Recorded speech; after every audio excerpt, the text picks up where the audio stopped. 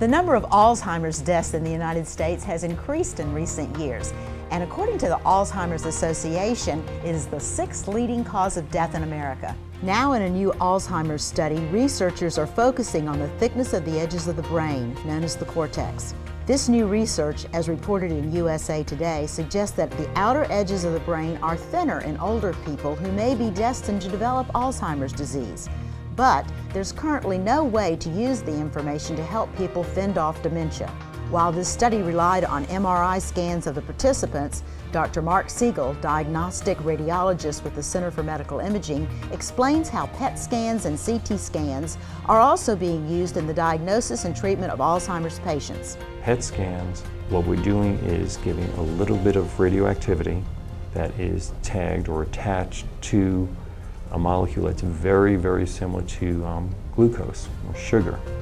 And obviously, your body uses sugar everywhere. And what we're able to do, because of attaching a little bit of radioactivity to the sugar, we are actually taking pictures of how your body is handling glucose. And cancer cells, which is what we're typically, not always, but typically imaging, are much more active than normal cells. And they tend to be hotter because they're using more glucose. So we're able to see what we call the physiology of how those cells are handling sugar. Able to use PET scans for imaging other disease entities, such as Alzheimer's disease, because how your brain handles sugar, the glucose, will be different in a normal person as opposed to someone who has Alzheimer's disease. And what we're able to do is image a person at the same time, on the same table, at the same sitting.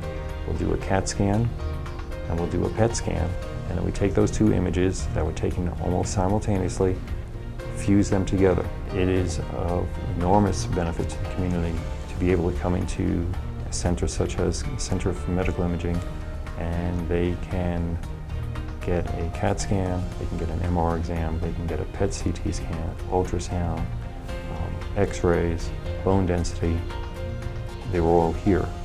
And of additional benefit, with the aid of computer technology, we are connected with Florida Hospital Waterman, so that if there's anything that you need to have taken care of at the hospital, if you need to be admitted to the hospital, everything that is imaged here is available at the hospital simultaneously.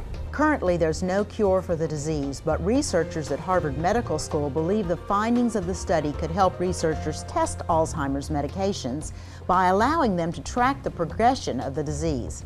For more information on CMI's numerous imaging procedures and board-certified radiologists, please click the Thinning Memory Story link on our homepage, yourhometownhealth.com.